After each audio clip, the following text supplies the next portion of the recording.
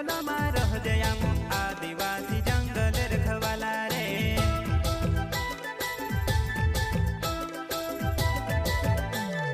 चल जंगल जमीन काज पूजे रे आदिवासी दुनिया ने रखवाला